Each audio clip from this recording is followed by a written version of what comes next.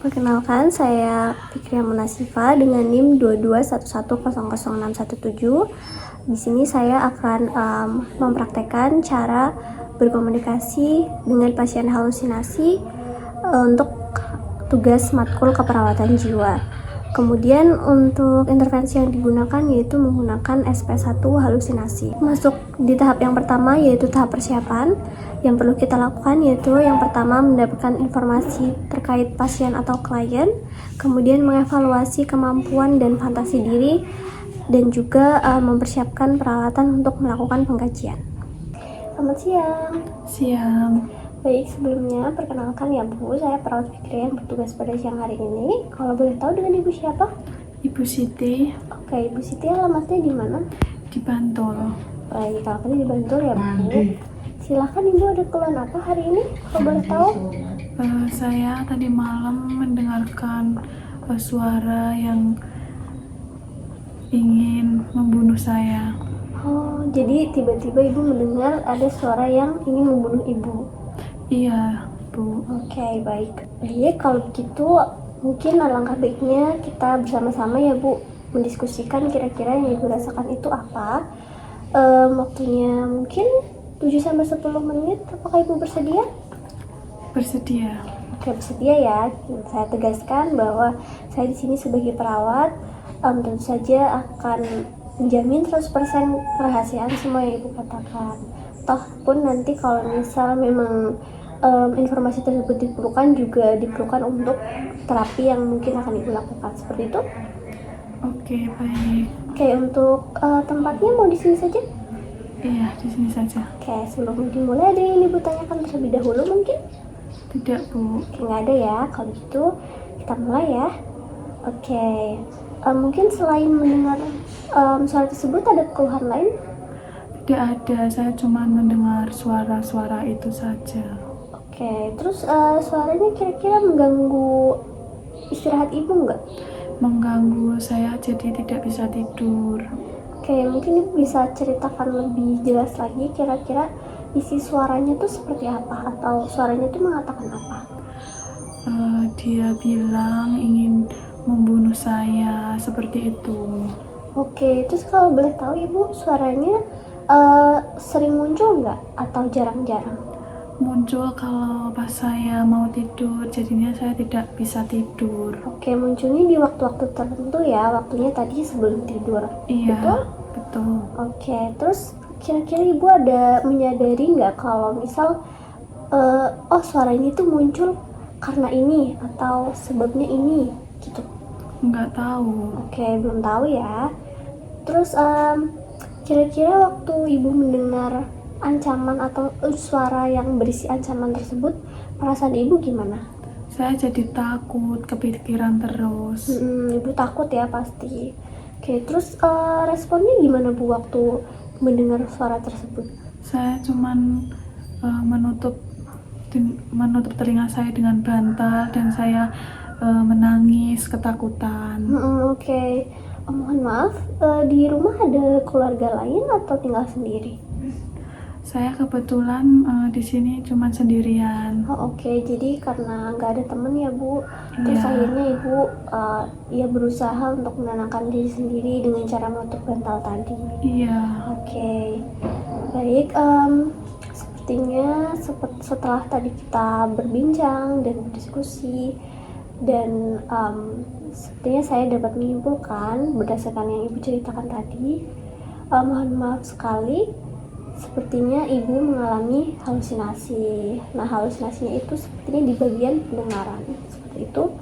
Ibu tidak perlu khawatir ya, halusinasi itu bukan berarti gila ya Bu, tapi memang hanya saja muncul suara-suara yang tidak dikenal seperti itu.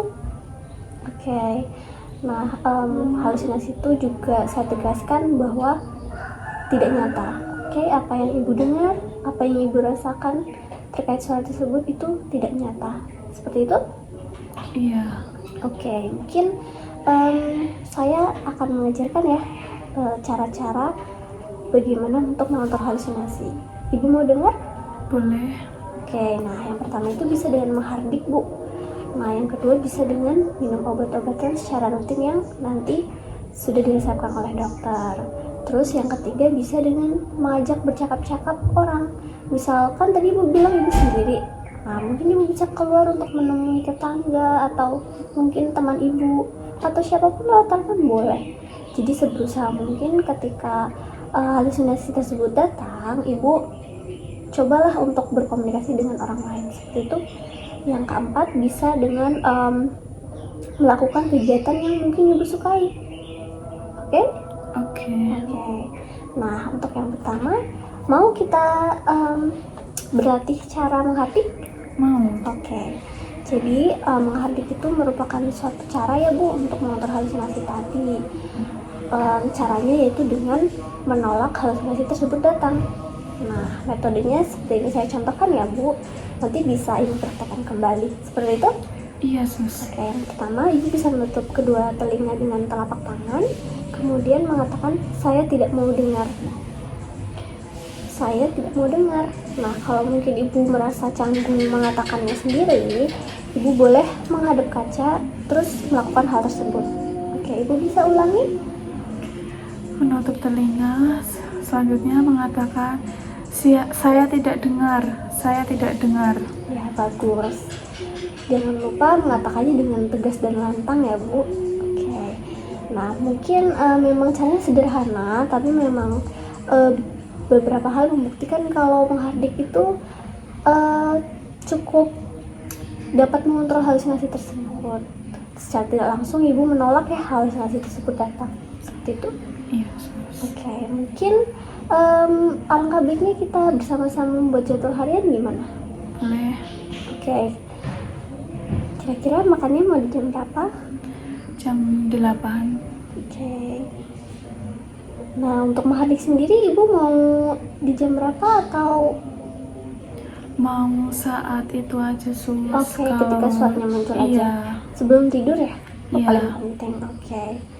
Saya masukkan ya. Baik, kita sudah membuat jadwal hariannya ya Bu, bisa dilihat, nanti dibaca. Terus saya harap juga ibu secara rutin melakukan jadwal harian yang sudah kita buat.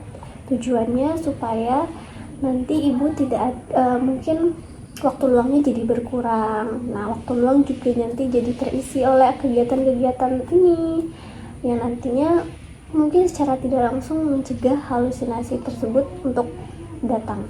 Seperti itu. Oke.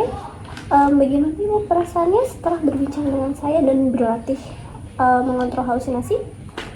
Saya jadi lega, Sus. Sudah tahu bagaimana caranya ketika suara itu muncul. Baik. Tadi sudah tahu ya caranya mengontrol? Iya. Apa aja Bu? Dengan cara menutup telinga dan mengatakan pergi, saya tidak mau dengar, pergi, saya tidak mau dengar. Oke, bagus sekali. Dan saya tegaskan sekali lagi ya, kalau yang apa yang ibu dengar itu tidak nyata. Oke, jadi ibu tidak perlu khawatir, tidak perlu cemas. Nah, mungkin sebelum saya akhiri ada yang ingin ibu tanyakan atau ceritakan lagi? Cukup, Sus. Sudah. Oke, cukup. Sementara cukup ya. Iya. Oke, bagaimana kalau mungkin 2 atau 3 hari ke depan kita bertemu lagi? Boleh. Oke, mau di hari apa ibu? Hari Sabtu aja, Sus. Oke, hari Sabtu ya. Iya. Untuk jam dan tempatnya bagaimana?